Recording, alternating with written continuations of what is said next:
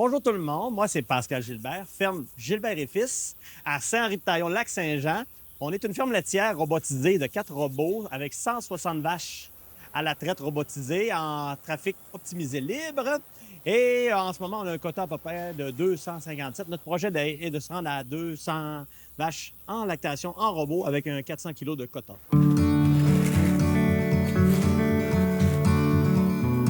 32 000 litres. 32 000 litres, c'est la consommation d'eau que nos vaches et nos installations, les robots, consomment. Mais cette eau potable-là vient du réseau municipal dont on est taxé. Ça nous a amené à, je pense, à bien penser à notre système d'eau, de ne pas éviter la gaspille avec un système de même. Puis on a eu un incendie qui a ravagé notre bâtiment principal en 2017. Au moment de la construction, on a essayé de trouver des alternatives pour faciliter un petit peu la réduction de notre consommation d'eau. On a installé un puits à l'extérieur qui capte l'eau de ruissellement souterrain des drains et de surface de notre champ, que cette eau est conduite vers une tank tampon de 1000 litres. Cette eau-là, on l'emmagasine en plus de capter l'eau des plaques de refroidissement du lait. Plutôt que la jeter, elle est reconduite vers la tank tampon. Fait que tout ce réservoir de 1000 litres-là, on va l'utiliser, cette eau-là, non propre à la consommation, pour laver les planchers de circulation entre les raclettes des vaches. Quand tu laves le plancher, ça me fait moins mal au cœur, tu sais, d'utiliser de l'eau juste pour laver un plancher, tu sais. Donc, nous, on a décidé de travailler avec la ferme Gilbert et Fils parce qu'on a voulu quantifier là, un peu plus l'utilisation de l'eau qu'ils faisaient à la ferme en installant d'autres compteurs d'eau.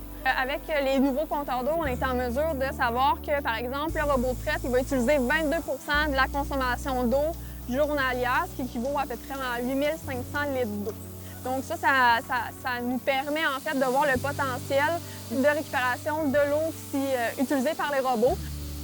Le fait d'avoir un compteur d'eau, à la base, ça permet aussi de valider ma consommation de mes vaches. Ça me permet de voir si mes individus boivent suffisamment d'eau. Le débit est-tu suffisant? En installant les compteurs d'eau, ça nous a aussi permis de voir qu'il y a un potentiel de récupération de 200 litres d'eau environ par jour provenant des bassins, donc des réservoirs à lait, là, lorsque le lavage est effectué. Donc ça, c'est aussi un autre potentiel là, de récupération d'eau qui peut être fait à la ferme Gilbert et Fils.